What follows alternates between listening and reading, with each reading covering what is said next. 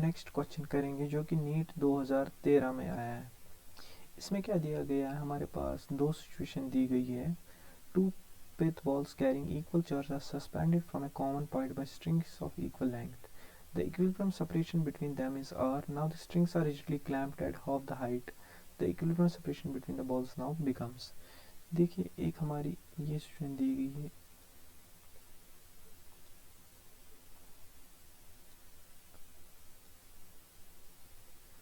यहाँ पे हमारी दो बॉल्स को टाई किया गया है।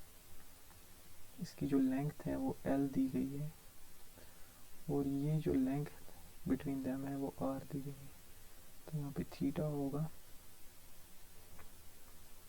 और जो इसकी जो डिस्टेंस है ये y, तो इसका जो टेंशन है वो इस डायरेक्शन में होगा और ये थीटा होगा और इस डायरेक्शन में, ऊपर वाली डायरेक्शन में t cos थीटा होगा और ये जो कंपोनेंट होगा ये t sin थीटा और इस डायरेक्शन में इनका रिपल्सिव क्योंकि चार्ज सेम है F होगा। नीचे वाली डायरेक्शन में ग्रेविटेशनल फोर्स mg एक्ट कर रहा होगा। तो अब क्या दूसरी सिचुएशन दी गई है, हम इसको y हाइट से क्लैंप कर रहे थे। अब हम इसको y के बजाय y/2 हाइट से क्लैंप करेंगे। अगर हम इसको y/2 हाइट से क्लैंप करेंगे और ये लेंथ कांस्टेंट रखेंगे तो एक तो ये लेंथ चेंज होगी और ये थीटा चेंज होगा। ये हमारा जो फोर्स होगा इस डायरेक्शन में होगा और ये टी साइन थीटा डैश होगा, ये टी कॉस थीटा डैश और ये mg। तो पहले हम इस सिचुएशन को लेंगे। आप देख सकते हैं t cos theta at equilibrium is equal to mg. Similarly, t sin theta is equal to F Coulomb force. Dividing 2 by 1, we get tan theta is equal to F by mg. Tan theta is equal to F by mg और यहाँ पे क्या होगा, t sin theta dash is equal to F t cos theta dash is equal to mg. Tan theta dash is equal to F by mg. ये f dash होगा क्योंकि हमारा r dash change हो गया होगा, तो ये हमारा f डैश होगा न्यू फोर्स। तो हम इसके बाद ये जो tan थीटा है ये किसके बराबर होगा असल में ज्योमेट्रिकली ये perpendicular r/2 divided by base,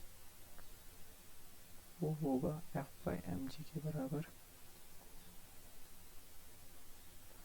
और ये tan थीटा डैश होगा बराबर r dash by 2 whole divided by y/2 is equal to f dash by mg। 2 and 2 will cancel। तो यहाँ से हमारा जो r/2y वो बराबर होगा f by mg और यहाँ से r dash by y f by mg।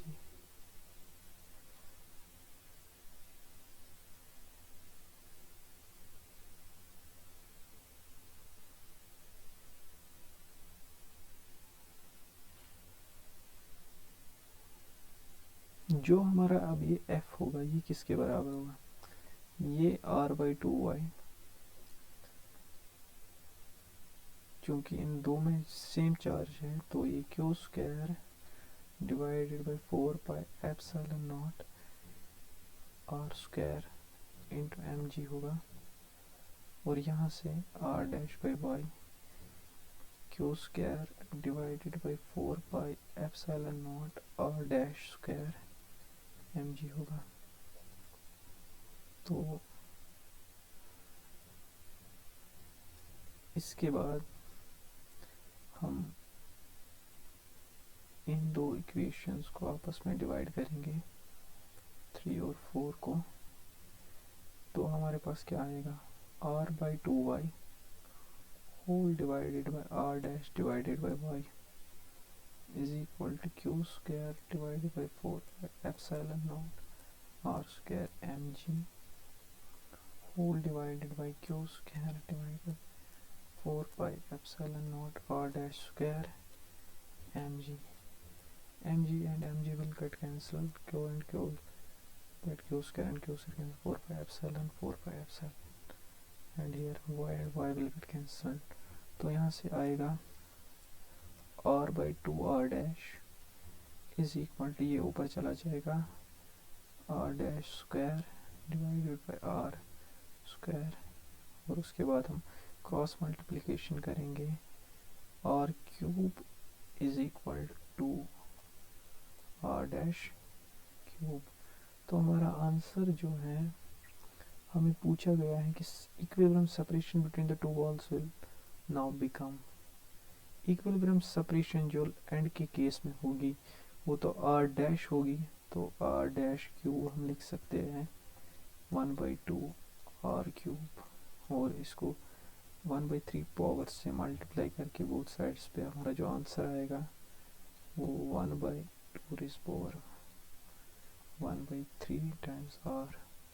तो इसका जो आंसर है वो है r divided by 2 rays power 1/3, जो कि हमारा ऑप्शन है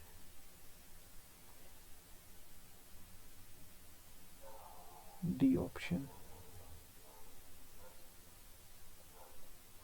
तो ये क्वेश्चन हमने कैसे किया इसका थोड़ा बहुत बता दें।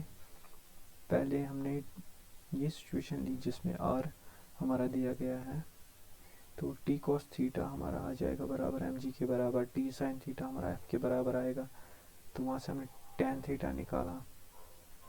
तो उसके बाद हमने एक सिचुएशन इसको y के बजाय y/2 से हैंग कर दिया, तो हमारा r डैश भी चेंज हो गया, हमारा फोर्स भी चेंज हो गया और हमारा थीटा डैश भी चेंज हो गया।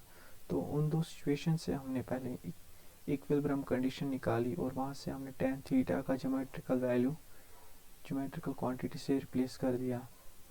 तो उसके बाद हमने इक्वेशन 3 और 4 को आपस में डिवाइड करके आंसर r/2 raised power 1/3 निकाला। Thank you for watching this video. Please subscribe this channel and share it as much as possible. Thank you.